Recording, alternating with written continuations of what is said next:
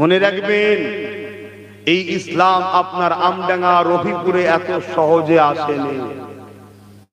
এই ইসলামের উপরে হাজারো ঝড় এসেছে, হাজারো তুফান এসেছে, হাজারো অত্যাচার এসেছে।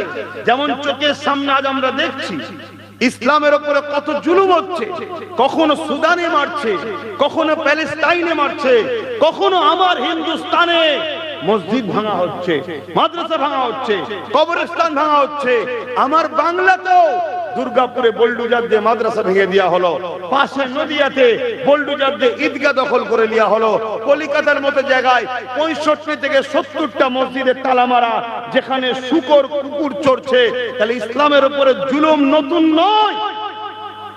তুমি যদি মনে করো হালত ভালো হলে তারপরে ভাববো, ইসলামের অনুসারীরা কখনোই দুনিয়াতে ভালো হালতের উপর দিয়ে কাটায়নি। সর্বসময় আমরা ছিলাম এই রকম পরিস্থিতির উপর দিয়ে, এর থেকে আরো ভয়ঙ্কর ছিল। কিন্তু প্রতিটা মুহূর্তেই আমার আল্লাহ যাদের দিলকে ইমানের নূর দ্বারা রোশন করেছে, তারা অত কঠিন পরিস্থিতির মধ্যেও মোকাবেলা করেছে। কিন্তু আল্লাহ রসুলকে ছেড়ে শয়তানদের দল কখনো করেনি। জোরে বলুন সুবহানাল্লাহ। তার প্রমাণ দেখুন না আজকে প্যালেস্টাইনে ঘর বাড়ি ভেঙে উজাড়, সুদানে দেখুন খেতে পাচ্ছে না, মা মারা গেছে, মায়ের গোশত বাচ্চা খাচ্ছে, মায়ের রক্ত খাচ্ছে বাচ্চা শিশু। এই অবস্থাতেও তাদেরকে জিজ্ঞেস করো, তারা একটাই কথা বলছে, আল্লাহ পরীক্ষা নিচ্ছে, জিহালে রেখেছে, আমরা ভালো আছি। জোরে বলুন সুবহানাল্লাহ। হায় রে উম্মত, আজ তাদের থেকে অনেক আরামে আল্লাহ আমাদেরকে রেখেছে না রাখেনে? কিন্তু আমাদের এই গাফলতি, আমাদের এই ইসলাম বিদ্বেষীদের সঙ্গে দালালি, আমাদের এই ইসলাম থেকে দূরে থাকা, ইসলাম বিদ্বেষীদেরকে সহযোগিতা করা, আল্লাহ মাফ করুক, তাদের হাতে আল্লাহ আমাদের ওই শাস্তি না শুরু করে দেয় যেটা প্যালেস্টাইন সুদানদের উপরে হচ্ছে, তখন কিন্তু আমাদের হাড়ে হাড়ে বৃষ্টি হবে। আমার কম, আমরা সেই জাতি, জেলকে ভয় আমরা কখনো করিনি, জুলুমকে ভয় আমরা কখনো করিনি, অন্যায়ের কাছে মাথা আমরা কখনো নত করিনি, কোন মেয়ের লোভ লালসাই করে আমরা আল্লাহ রসুলকে ছেড়ে দিইনি, সামান্য অর্থ পদের জন্য কখনো আমরা আল্লাহ রসুলকে ছেড়ে দিইনি। আর আজ উম্মতে মুহাম্মাদি, আজ আমার কওমের কিছু ছেলে আল্লাহ রসুলের দ্বীনকে যারা মিটাতে চাইছে, তাদেরকে শক্তিশালী করতে চাইছে। আল্লাহ এদেরকে হিদায়াত করুক, বলুন আমিন। যদি হিদায়াত কপালে না থাকে, ইসলামের দুশমনদের সাথী দিয়া, সাথ দিয়া আমার ঘরের ছেলেদের আল্লাহ মরণ দিক, বলুন আল্লাহুম্মা আমিন।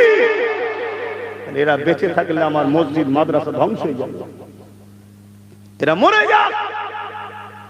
কেন আমার রাসূলুল্লাহ অনেক কষ্ট করেছে এই দ্বীনের জন্য, এই মসজিদ মাদ্রাসা আজানের জন্য, মহান সুরক্ষার বাণীর জন্য, ইনসাফের জন্য, ইনসানিয়াতের জন্য। এখানে আরেকটা কথা বলি, ইসলাম ইনসাফের নাম, অসুবিধা হচ্ছে আমার আলোচনা, ইসলাম ইনসানিয়াতের নাম, ইসলাম ক্ষুধার্তকে খানা খাওয়াবার নাম, ইসলাম পিপাসিত মানুষের পিপাসা মিটাবার নাম, ইসলাম বস্ত্রহীনকে বস্ত্র দিবার নাম, ইসলাম জাতি ধর্ম বর্ণ নির্বিশেষে যে কোনো ধর্মের হোক বিপদে পড়লে তাকে আশ্রয় দিবার নাম হলো ইসলাম। জোরে বলুন সুবহানাল্লাহ। হ্যাঁ, নামাজ ইসলামের নাম, ব্যক্তি জীবনের। রোজা ইসলামের নাম, ব্যক্তি জীবনের। হজ ইসলামের নাম, ব্যক্তি জীবনের। আমি হজ করেছি, আমি কেনা, আমি নামাজ পড়েছি, আমি কেনার, আমি রোজা রেখেছি, আমি কেনার, এতে সমাজের কোনো উপকার নেই। কিন্তু এই সমাজকে চোর, দুর্নীতি, খুনি, নেশা, মদ, গাঁজা, জুলুম থেকে মুক্ত করা, এটা পুরো সমাজের জন্য উপকার। এটা হলো ইসলামের নাম। জোরে বলুন সুবহানাল্লাহ। তাহলে আপনি নামাজ রোজাটা করবেন, বাকিটা ছেড়ে দেবেন? বলবেন তো হ্যাঁ কি না? ছেড়ে দেবেন? হ্যাঁ, ইসলাম শুধু একতরফা বলেছে লাও। আরে তাহাজ্জুদ পড়া অনেক সহজ ব্যাপার, তাহাজ্জুদ পড়ে ঘুমিয়ে যাওয়া অনেক সহজ ব্যাপার। প্রতিবেশীর একজন মানুষ রাত একটাই বিমারে পড়েছে, তাকে নিয়ে চিকিৎসার জন্য হসপিটালে ছুটা, ঘুমকে কাজা করে, এটা অনেক কঠিন ব্যাপার। আপনি তাহাজ্জুদ করে জেনে আল্লাহর কাছে প্রিয় হবেন। প্রতিবেশী ওই গরিবটা বিমারটা পড়েছে, ওকে যদি রাত্রিরে নিয়ে ছুটে বিমারের জন্য চিকিৎসার জন্য যান, আল্লাহ তার থেকে বেশি আপনার উপরে খুশি হয়। জোরে বলুন সুবহানাল্লাহ। শরীয়তটাকে বুঝুন, শরীয়তকে বুঝুন, খুব মন দিয়ে শোনেন। আল্লাহ রসুলকে ভালো যারা বাসে না তাদের ঈমান আছে। নবীর ভালোবাসাটা কি? আল্লাহ নবী বলছেন, মান আহাব্বা সুন্নতি, জামা সুন্নাতকে ভালোবাসলো, ফাকাদ আহাব্বানি, সে আমাকে ভালোবাসলো। নবী সুন্নাতটা কি? নবী যা করেছে বলুন। আমার নবী পাক সাল্লাল্লাহু আলাইহি সাল্লাম জুলুমের বিরুদ্ধে, অত্যাচারী রোম শাসক, অত্যাচারী পারস্য শাসক, অত্যাচারী আবু জেহেল, উতবা, সাইবার মতো নেতা, জুলুমকারীদের বিরুদ্ধে আমার রাসূলুল্লাহ লড়েছে না লড়েনি? আওয়াজ দিয়ে বলুন। তাহলে রাসূলুল্লাহ সুন্নাত নয় এটা? বলুন।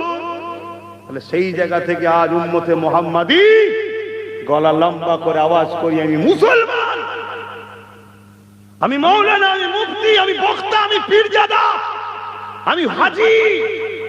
রাসূলুল্লাহ সুন্নাতকে গলায় পা দিয়ে যারা ডুবাতে চাইছে, তারা কিসের মুসলমান? কিসের মুসলমান? সর্বসময় আপনার স্ট্যান্ড পয়েন্ট থাকা দরকার, আমি জুলুমের বিরুদ্ধে ন্যায়ের পক্ষে থাকব। আর জুলুমের মধ্যে সর্বোচ্চ বড় জুলুম হলো আল্লাহর দ্বীনের দুশমন যারা। কথা বুঝছেন না? বোঝেন না? আল্লাহর দ্বীনের দুশমন যারা। কিন্তু আজ বড় দুঃখের বিষয়, সেই রাসূলের কষ্টের ইসলামকে আজকে কি করছে?